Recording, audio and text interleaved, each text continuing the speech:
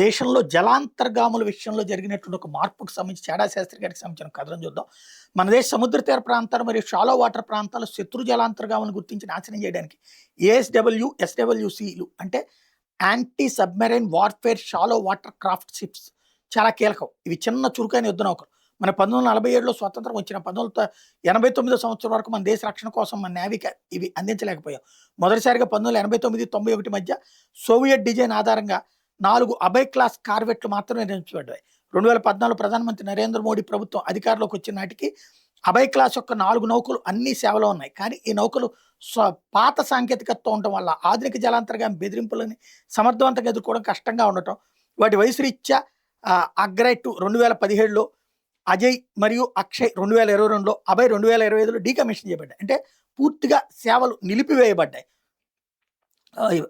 పాత అభయ్ క్లాస్ నౌకలు అన్ని రిటైర్ అవుతాయని గుర్తించి వాటి స్థానంలో 16 కొత్త స్వదేశీ ఏఎస్డబ్ల్యూ, ఎస్డబ్ల్యూసీలు నిర్మాణం 2019లో కాంట్రాక్టులు ఇవ్వడం ద్వారా ప్రారంభించారు.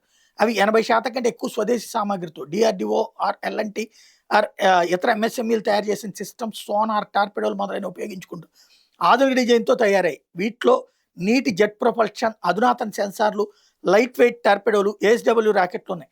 ఇవి Cochin Garden Reach Shipyards పీపీపీలో తయారు చేస్తున్నాయి.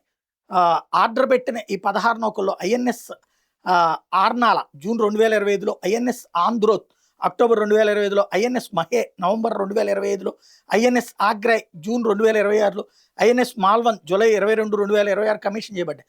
మొత్తం అన్ని 16 నౌకలు 2026-28 మధ్య నేవీ సేవలోకి రావాలని లక్ష్యంగా పెట్టుకున్నారు. 2014 తర్వాత మేక్ ఇండియా మరియు ఆత్మనిర్భర్ భారత్ కార్యక్రమాల ద్వారా రక్షణ ఉత్పత్తిలో స్వావలంబన పెరిగింది.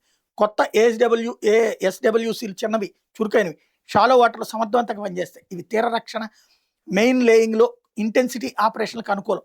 పాత నౌకల స్థానంలో ఆధునిక స్వదేశీ సాంకేతికతతో నిండినటువంటి నౌకలు రావడం భారత నౌకాదళం యొక్క సామర్థ్యాన్ని గణనీయంగా పెంచుతోంది. అంటే 75 సంవత్సరాల్లో 89-91లో 4 అభయ్ క్లాస్ నౌకలు మాత్రమే నిర్మించబడతాయి.